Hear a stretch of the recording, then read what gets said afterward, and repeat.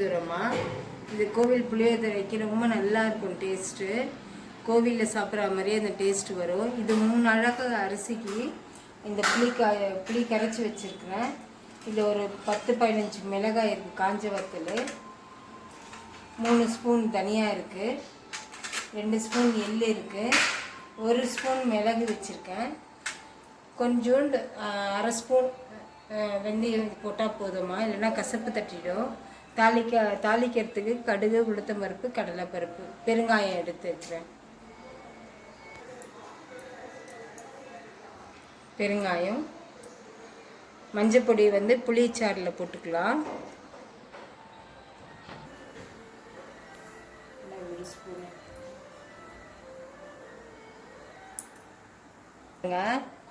ரொம்ப நல்லா இருக்கும்.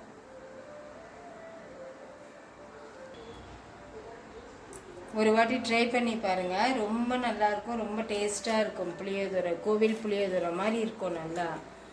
சரிங்களா, இப்போ செய்ய ஆரம்பிச்சிடலாம். முதல்ல இதெல்லாம் வறுத்துக்கணும். மிளகாய் எண்ணெயில் போட்டு வறுத்துக்கணும். மீதி எல்லாம் ட்ரை ரோஸ்ட்டு தாம்மா. இதில் வறுத்து எடுத்துப்போம். சிம்லேயே வச்சு நல்லா பொரிச்சுக்கோங்க, அப்போ தான் நல்லா வருமா, இல்லைன்னா எல்லாம் கருகிடுமா. ஸ்பீடில் வச்சிங்கன்னா போதும். இப்போ நல்லா இதுவாகிடுச்சு. மிளகு, வெந்தயம், தனியா, மிளகு, வெந்தயம், காஞ்ச மிளகாய். இதுதாம்மா முக்கியம்.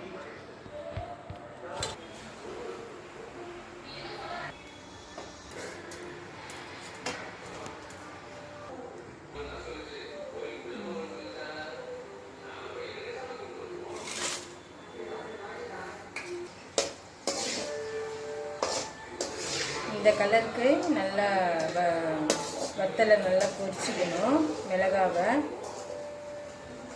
இப்போ இதிலே நம்ம தாளிச்சிடலாமா, புளி காய்ச்சலுக்கு இந்த எண்ணெயிலே நம்ம தாளிச்சிடலாம். இதுக்கு அரைக்கிறதுக்கு மசாலாவுக்கு தான் இப்போது நான் இந்த மிளகாவை எண்ணெயில் போட்டு பொரித்தேன்.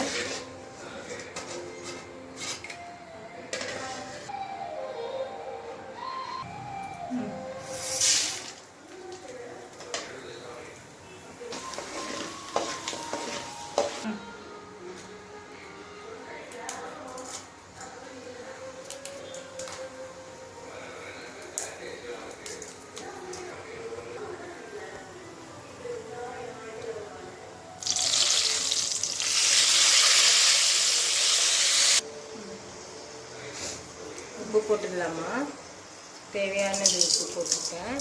வெறும் இது புளி தண்ணி, கடுகு, உளுத்தம் பருப்பு,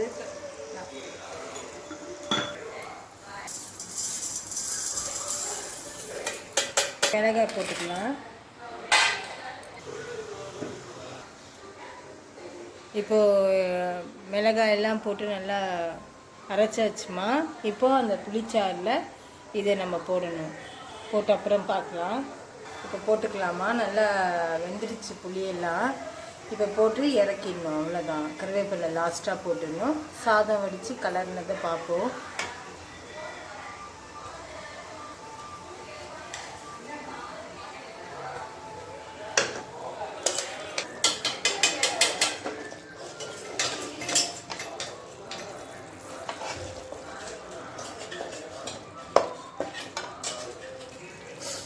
அவ்வளோதாம்மா, எல்லாம் முடிஞ்சிருச்சு. இப்போ கடைசியாக நம்ம பச்சையாக கருவேப்பிலை போட்டு நம்ம ஆஃப் பண்ணிவிடுவோம். சாதம் வடித்து கொட்டி கலரி பார்ப்போம் எப்படி இருக்குன்னு. இதுதாம்மா பிடிச்சாரு. ரொம்ப சிம்பிளாக இருக்கும், ரொம்ப டேஸ்டிங்காகவும் இருக்கும். கோவிலில் போனோடனே ஒரு வாசம் வரும் பார்த்திங்களா, ஒரு டேஸ்ட்டு எல்லாமே அதே மாதிரி தான் இருக்கும். ட்ரை பண்ணி பாருங்கள்.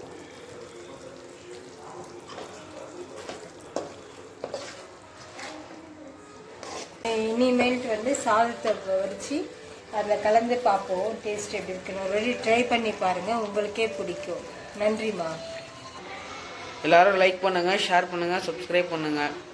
தேங்க்யூ ஃபார் வாட்சிங். பெல் ஐக்கானை தட்டி விட்டுட்டு வீடியோ நல்லாயிருக்கும். ஆயிடுச்சு.